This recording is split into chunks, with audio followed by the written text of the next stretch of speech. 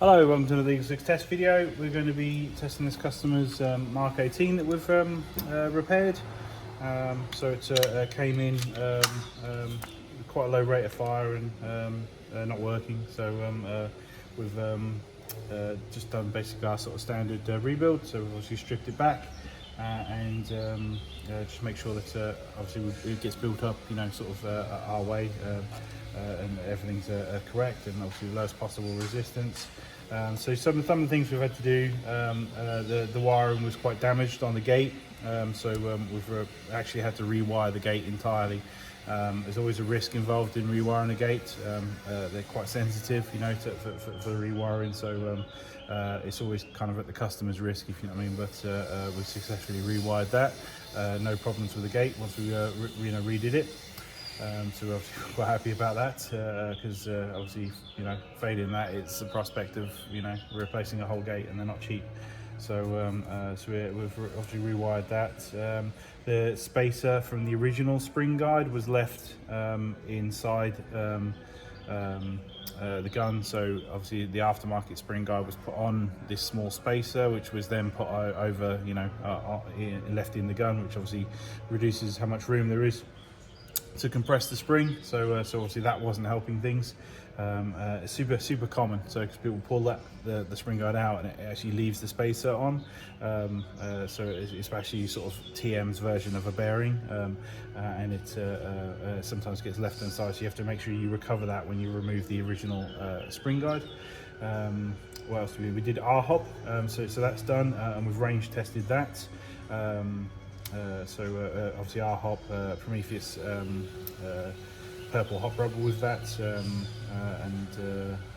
obviously you know, range tested. We replaced the cylinder head because it had like a funky aftermarket one with a, you know, AOE thing on it, and it was quite excessive. So we got on absolutely fine with just a standard Prometheus piston head. So we've gone with that on this build.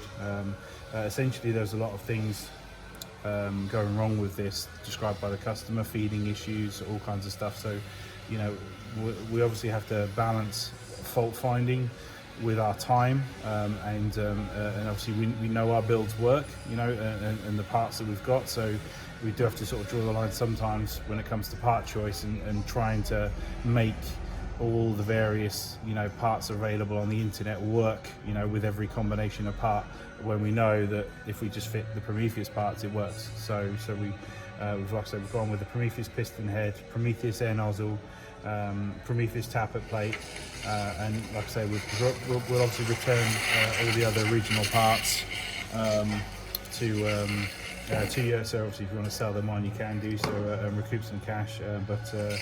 Just an example, the bearings that were in there, we installed them, but it was continuously failing our amp testing with them, and when we on closer inspection, they were incredibly tight. I don't know why. You know, it's almost like they're sort of malformed. Rather than sort of again spending time to try and make these work, if you know what I mean, with your part combination, we just installed some Prometheus bearings, and everything passed after that. So and again, it's sort of this balancing act of how much time you spend, you know, trying to fight uphill against, you know, because obviously as an engineer, you want to fix every single problem, you know, so you want to work out why every single problem is happening, all the while balancing, you know, obviously the fact that anybody sitting in a queue is demanding or wanting, you know, you to crack on with theirs instead of another person. So we've always got to balance the queue. So the fire selector was a non-TM one. So the problem described by the customer was that it was very loose. And like I say, it was a non-TM one. Again, it's do you try and figure out some kind of magical solution, you know, of adjusting parts, making parts, you know, to try and get this one working, or do we just fit an original TM fire selector? So we just installed an original TM fire selector. And obviously now it's not loose, it lovely, you know, positive clicks, if you know what I mean, as it's doing it. So there, that's done on that. We installed the upgraded recoil spring in the back here. We installed the EagleSix Gold bar. Essentially, the customer said whatever else, you know, to kind of take it up to sort of like that max level. So essentially now everything is Prometheus in there, apart from selector plate. We didn't do selector plate, so it's one of the sort of the low end of all the upgrade parts, and obviously we did try to attempt to do this, if you know what I mean, originally at the lowest possible sort of cost, you know, to you the customer. You know, if we can avoid doing something, you know, I tried not to as best we could. It's just some parts just needed to be replaced. And then we installed an EagleSix M95 spring to make sure that we got the FPS dialed in correctly, and that was testing at so 340 on 2s and 276 on 3.2s.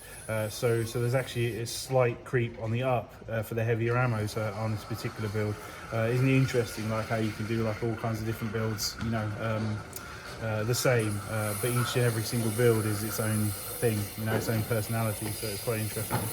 But anyway, it's 276, so just be careful if you were to go even heavier than 3.2s, you might start creeping over technically with dual creep. So but yeah, that's let's say it's in my opinion it's bang on for the 3.2s. I mean, it's literally, you can't get any closer to the limit with regards to those. So in terms of performance, you know, not only is this one got a decent speed to target, it's obviously got the R-hop, and to be honest, we did a blind test, and out of all of the ones that were tested, this one's performing the best. So based on a random customer's blind testing. So yeah, we hope you love it, and obviously that's pretty much gone over obviously the repair and the parts that we've installed.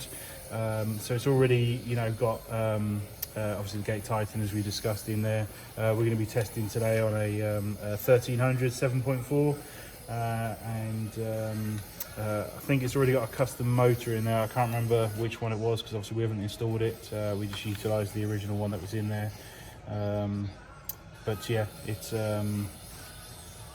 so obviously we'll run through some testing, just make sure that it's all good. So and we hope you obviously enjoy the performance. I mean, obviously we went over and tightened everything up, you know, to make sure it's nice and solid, if you know what I mean, as a gun. So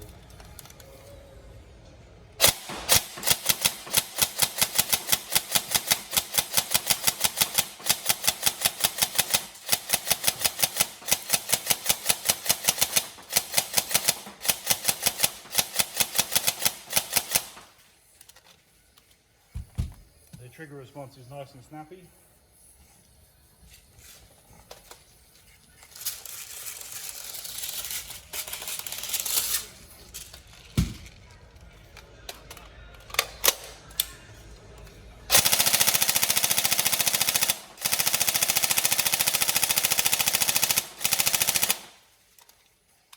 It's certainly not 11 rounds per second anymore, so nice and quick.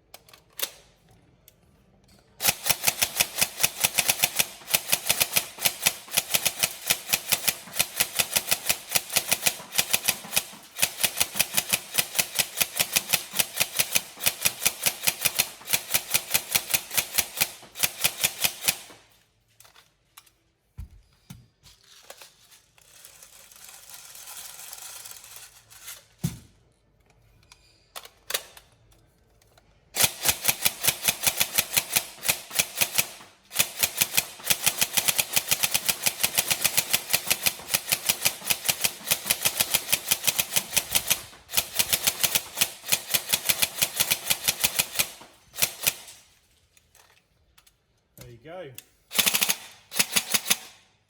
Hopefully you enjoy it, and we'll get it back to you as soon as possible. Yeah, and like I say, I hope you enjoy it, and any problems, just let us know.